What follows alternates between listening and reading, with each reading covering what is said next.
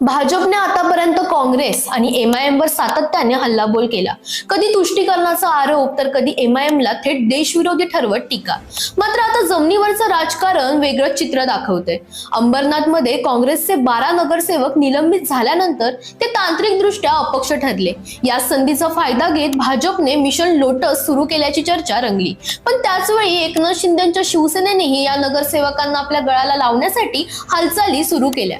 दुसरीकडे काही प्रभागांमध्ये भाजप आणि एमआयएमच्या भूमिकेमुळे अप्रत्यक्ष जवळीक निर्माण होत असल्याचं चित्र दिसतंय.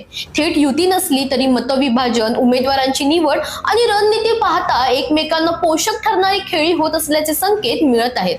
मग ही जवळीक का वाढते? पहिलं कारण सत्तागणित. महानगरपालिका निवडणुकीत 1-2 नगरसेवकांचाही फरक सत्ता स्थापनेत गणित बदलू शकतो. दुसरं कारण तांत्रिक पळवाटा. निलंबित नगरसेवक अपक्ष ठरल्यामुळे त्यांच्यावर व्हीप लागू होऊ शकत नाही. यामुळे पक्ष बदल, गटफोड आणि सौदेबाजीला वाव मिळते. आणि तिसरं कारण स्थानिक स्वार्थ. राज्यस्तरीय वैचारिक लढाई बाजूला ठेवून स्थानिक पातळीवर फक्त जिंकणं महत्वाचं ठरतंय. याचे राजकीय परिणाम काय? सर्वात मोठा परिणाम म्हणजे भाजपच्या भूमिकेवर प्रश्नचिन्ह. एकीकडे काँग्रेस एमआयएम युतीवर टीका तर दुसरीकडे गरज पडल्यास त्यांच्याच नेत्यांना स्वीकारण्याची तयारी. यामुळे डबल स्टँडर्डचा आरोप होतोय. दुसरा परिणाम म्हणजे मतदारांमध्ये संभ्रम.